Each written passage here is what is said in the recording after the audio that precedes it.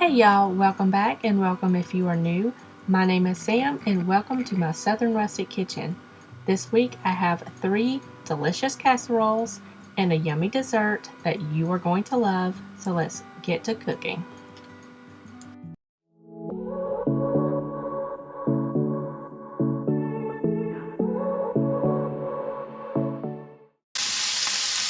Alright you guys, so we're starting this week off with a old-fashioned style beef pot pie. It's super simple, it's very delicious. It just takes a few minutes to cook. So what I've started with is I just added a little bit of olive oil to my brazier pot here. And I've got some seasoned beef. This is a roast that I just cut into 1-inch pieces. Seasoned it with a little bit of salt and just added this into my pan. And I've just got half the batch in here now, and we're going to sear this on all sides. It's not going to be cooked completely through. We've got another batch to cook. But I just got that going in here, and we're going to cook that. It's going to take about 5 to 8 minutes for both batches of meat.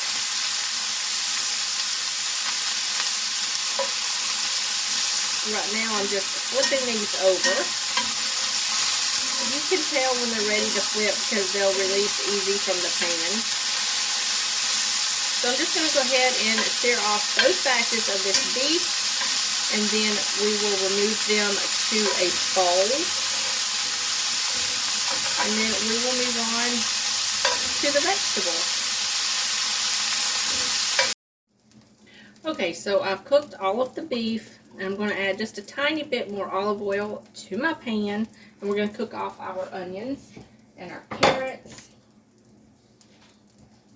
So I've got 2 carrots, 1 celery, and an onion that I've just got diced up. And I use the leaves of the celery. You don't have to. I just find that it just has a lot of flavor in the leaves, so I use them. You don't have to. I'm going to season this with a little bit of salt and a little bit of pepper just to help sweat these vegetables down and make them nice and tender. Get my spoon. Give this a little toss. And we're just going to let this cook on about medium-low until these are nice and tender. It should take about 5 minutes. Alright, my vegetables have been cooking for about 5 minutes. They're nice and tender. I'm going to go ahead and add in 1 medium to large potato. And I'm just going to let this cook another 2 to 3 minutes. Okay, so it's been about 3 minutes. And I'm going to go ahead and add in a little bit of tomato paste. About a tablespoon. As well as 2 cloves of garlic. I'm going to add that right in there. We're just going to mix this around and let this get toasty, and it should be ready when we start to smell that garlic. It should take about 30 seconds. This smells really good. I love when sauteing vegetables. This smells absolutely delicious. Alright, so that's been cooking for a few seconds. I'm going to go ahead and add in 3 tablespoons of flour. We're just going to let this cook for about another minute, just to cook that raw flour taste out of that flour. Alright, now I've got 2 cups of beef broth that I'm going to slowly add into this, just to keep that flour from clumping up and it makes a nice gravy.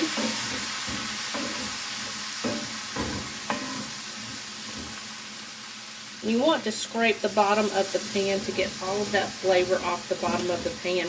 Now, if you don't have a brazier pot, you can do this in a soup pot and then just add it to a pan later when it goes into the oven. Alright, so I've got some soy sauce here. I'm going to add that into my pan, as well as some Worcestershire sauce. I'm going to add that in. It's about a tablespoon each.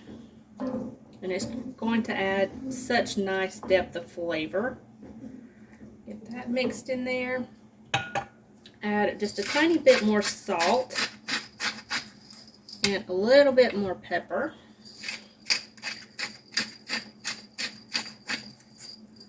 And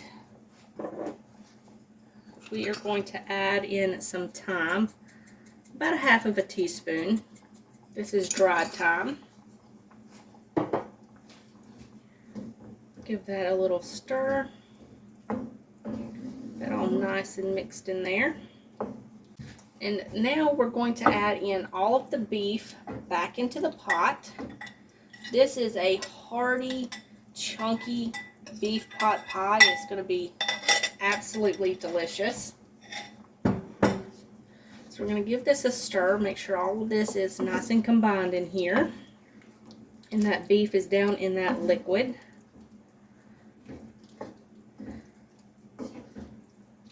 Now with this being a roast cut beef, this is going to cook low and slow in the oven for about an hour to an hour and a half, because we want that beef to be nice and tender. You can also do this with stew meat if you don't want to buy a whole honkin' roast and cut it up. You can also do that with stew meat.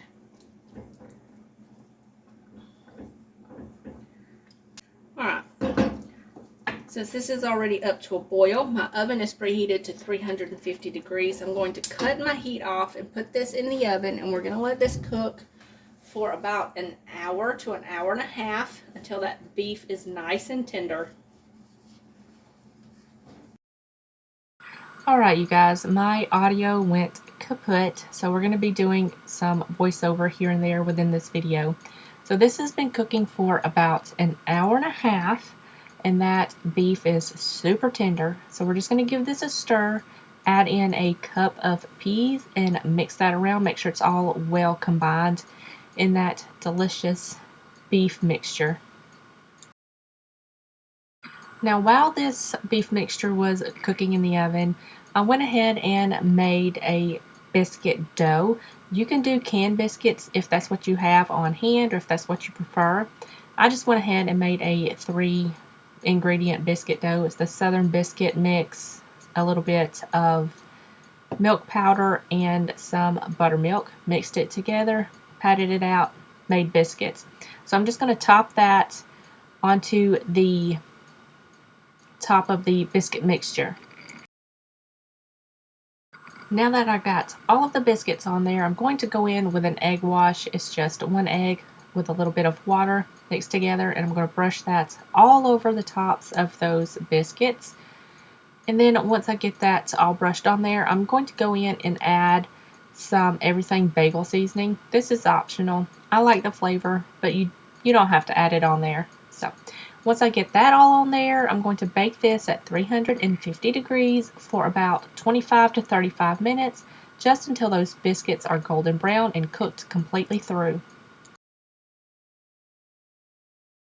Alright, here she is, all nice and fresh out of the oven. She is nice and bubbly, so we're going to let this cool down a minute and make my plate. And here is my bowl of this yummy beef pot pie. This was so good. The longest time is waiting, but it's well worth it. This was absolutely delicious. Alright, I thought I was filming you guys, but apparently I was not. So I'm going to run you through what I did. So, backing up, this is what I did. I got 8 slices of rye bread. You can do any kind of rye bread that you like. I sliced half of it into 2-inch cubes. I put the other half into a food processor, blended it up until I got pretty fine breadcrumbs. And then I set those aside. I sprayed a 11 by 7 inch casserole dish with a little bit of oil. I put the cubed bread down. Then I layered on some corned beef, but you can do pastrami, and it's just cut into cubes. You can do thinly sliced and kind of tear it up on there. Then I added half of a can of drained sauerkraut, some caraway seeds, diced pickles, and 2 cups of shredded Swiss cheese. And then I just repeated those layers. On the top, I finished with the cheese, and then I took those breadcrumbs and just spread it all over the top. And my oven is preheated to 350 degrees, and I'm just now going to put this in the oven. We're going to bake this for about 40 to 45 minutes. I cannot believe that I did not record that for you guys. That sucks. That's my bad. But it's still going to turn out delicious. But I will leave the full link in the description box down below so you can go check out the recipe. I cannot believe I did that. But here we are. I'm going to put this in the oven and bake this for about 40 to 45 minutes. And I'll show you what it looks like when it gets done. Alright, here is the casserole right out of the oven. I'm going to remove the foil from the top, and I'm going to put this back in the oven for about 10 to 12 minutes just to toast up the top of those breadcrumbs and get it all nice and crispy. So that's going to go back in there for about 10 to 12 minutes. So I just removed the casserole from the oven, let it sit for about 5 minutes just to kind of cool down a little bit. And I'm just going to serve this up, put a little bit on my plate. And here is my plate. I just served it up with some Arby's fries. Since the Reuben sandwich is my favorite from Arby's, I always get the fries with extra cheese sauce. Absolutely delicious. So yeah, I highly recommend you try this recipe. I cannot believe that I forgot to hit record. So sorry for that, but I will leave the link down in the description box below for you guys so you can check out this recipe. Alright guys, so today I am going to be making a new to me recipe. It is a jalapeno chicken popper casserole. I love jalapeno poppers, so I think this would be really good. But I'm going to do it a little bit different than the recipe calls, but I will leave the original recipe in the description box down below. What I'm going to do is kind of mix everything together and then bake it, and then add the toppings.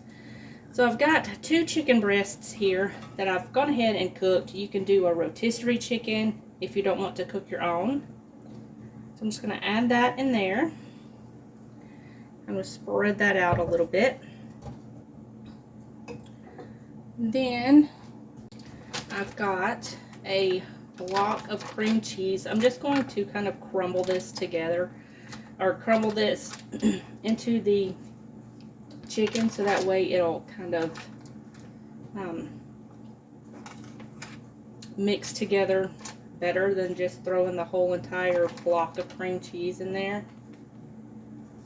Now I'm going to add some chicken stock right in there, and some heavy cream. And my oven is preheated. I've got it preheated to 375. I'm just going to add all of that cream in there. Season it with a little bit of salt and some pepper.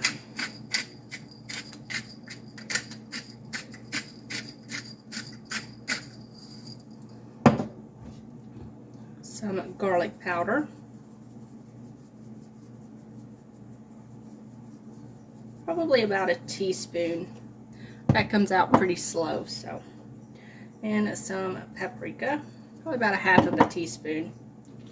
And then I'm just going to, got some bacon bits here. It calls for cooked bacon. I have some, I just forgot to thaw it out. So I'm just going to use some of this packaged bacon bits. I'm going to add half of this to this mixture and then just add the other half on top later, as well as some of these jalapeno poppers, these jalapenos. They're not poppers yet. I'm just going to add half of those in there, save the other half for the top. And I'm just going to very carefully kind of smush all of this together until it is well combined. And that cream cheese is kind of smoothed out and incorporated into that chicken. This is going to take me a second. This is going to take me a second, but it's fine. So now I'm just going to sprinkle over the rest of these jalapenos. I've got about 6 jalapenos here. It's all they had at the grocery store that looked good. You can add more or less if you like jalapenos or not. I've got some cheddar cheese here. And I keep it frozen in the freezer. I just shred it up, put it in a bag, and pop it in the freezer. So I'm just going to add, I don't know, about a cup and a half on top. You can add more if you want.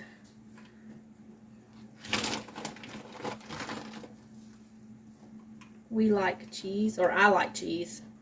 My daughter couldn't, she wouldn't be bothered with it. She's sometimes very picky eater, but that's okay.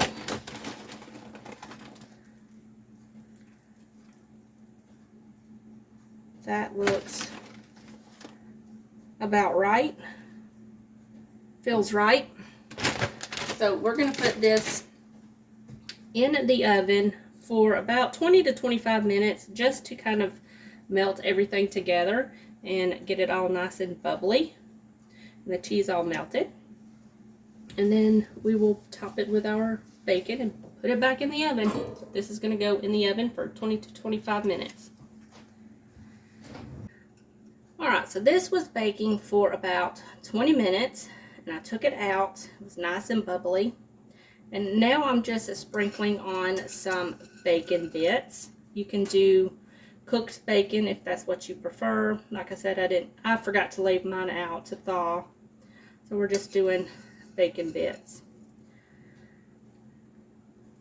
So I'm just sprinkling that all over the top. And now I'm going to put this back in the oven for about 5 minutes or so. And then this will be done. I've got some rice in the Instant Pot cooking. I'm going to add some mixed vegetable too, and dinner will be done. So I'm going to put this back in the oven for about 5 minutes. This looks and smells so good. I cannot wait to dig into this. So I've got some parsley and some green onion here that I just got diced up. Just going to sprinkle a little bit over the top, just for a little bit of color and flavor. And whatever else we have over, we can top it on our plate. So I'm going to let this sit here and kind of cool down a minute, and then we will serve it up. You guys, this jalapeno chicken popper casserole was absolutely delicious. If you love jalapeno poppers, you will absolutely love this recipe. Leave it linked in the description box below for you guys. I just served it with some rice. I just cooked some rice with some chicken broth in the Instant Pot. When it was done, I sprinkled over some mixed vegetables, let it sit for about 10 minutes, and then kind of mixed it together. Absolutely delicious. This was a big hit in our family. My daughter absolutely loved it. Alright y'all, so today I'm going to show you how to make my pretzel salad. There's tons of recipes like this online, but I'm going to show you how I make mine. This is my layered cranberry dessert. Super easy. So what I've got going on here is I've got some crushed pretzels that I just put into my food processor and kind of crumbled those up until they were fine, but there's still a few bits of bigger pieces in there. I've got a 1/4 cup of sugar. I'm going to add that in, and I'm going to give that a little mix just to incorporate that sugar. Okay. And I've got a stick of butter here that I've just melted down. And I'm going to add this right in, and we're going to pulse this together just until it comes together and forms like a crumble. It should take about 10 to 15 seconds.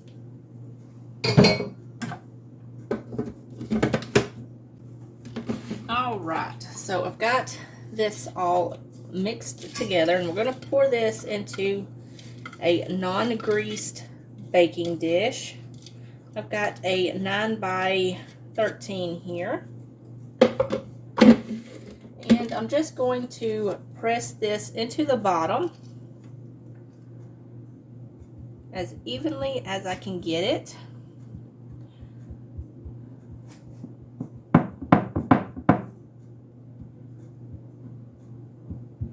Make sure to firmly pack that down. You can use the back of a measuring cup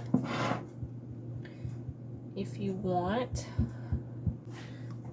Okay, so now that we've got that pressed in there, we're going to put this in a 350-degree oven for about 10 to 12 minutes, just until it is set. All right, so that is done. So I'm just going to set that there and let it kind of cool down a bit. While it's cooling, I'm going to go ahead and make my cheesecake portion of the layer.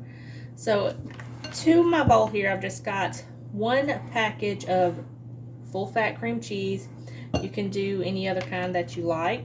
And I'm just going to blend this until it's kind of creamy. All right. So I've got that done. It's about 20-30 seconds. I've got a 1/2 cup of sugar here, and I'm just going to add that in there, and I'm going to blend this up until it's well incorporated, that sugar is mixed in there well, and it's kind of nice and creamy. Okay, that's pretty well mixed. So I've got some vanilla. I'm going to add, you can add however much vanilla you want. I'm going to do about 2 teaspoons.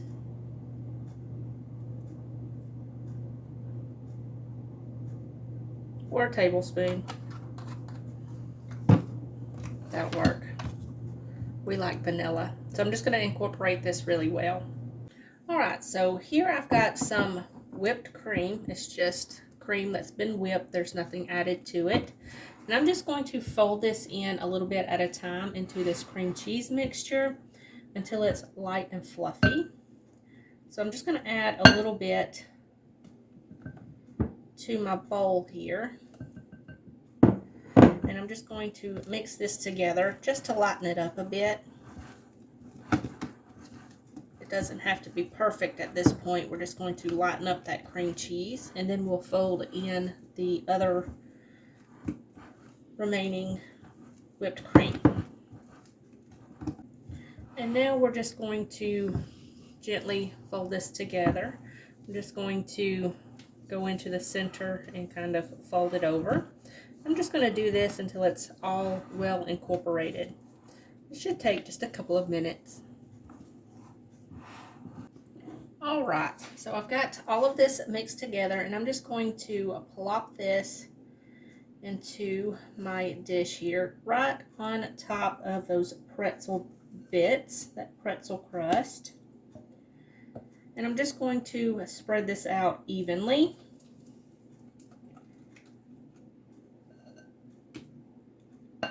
I've got a little offset spatula, but you can do this with a spoon. It will work just fine. So I'm just going to gently spread this out all the way to the edges, being careful not to pull up those pretzel crumbs. Okay, so now I'm just going to put this in the refrigerator, and I'm going to let this chill for about an hour. In the meantime, I'm going to bring 3 cups of water to a boil, and then we'll make our Jell-O. Alright, so for my Jell-O, I'm using cranberry Jell-O, but you can use whatever kind of flavor that you like. Strawberry will be good, blackberry, mixed berry will be good. So I've got that in there. It's about 6 ounces, and I've got some boiling water here. I just put some water in a pan, brought it to a boil, and I'm just going to add this directly in here, and I'm going to give this a stir. make sure all of that Jell-O is melted down. And I'm just going to let this sit on the counter for about 30 minutes just to come to room temperature, and that will make it a little bit easier to pour on top of the layered dessert. So that is all nice and combined. Just gonna set this on the counter 30 minutes, and then we will put this on the top of the dessert. All right, so the first two layers have chilled and my Jell-O is at room temperature, and I'm just going to kind of ladle this on the top. You don't want this Jell-O to be too hot because you don't want it to melt the layer with the whipped cream in it. We're just going to pour this all over the top, and then we're going to put this back in the refrigerator for about 2 to 4 hours, just until this Jell-O is set, and then this will be ready to cut into slices.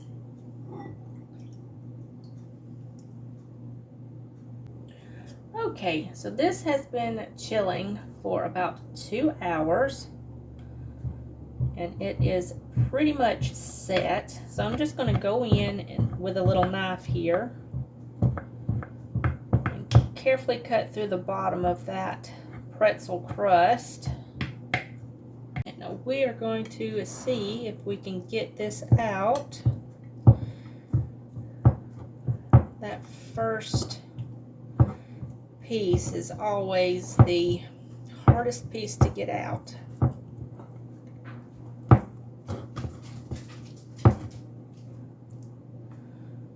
I think we did it. Looks pretty good. You guys, this dessert is absolutely delicious. All of these recipes are so good. But that is going to wrap up this week's video. Give this video a thumbs up if you enjoyed it. Don't forget to leave me a comment, and I will see you guys in the next one. Bye, guys.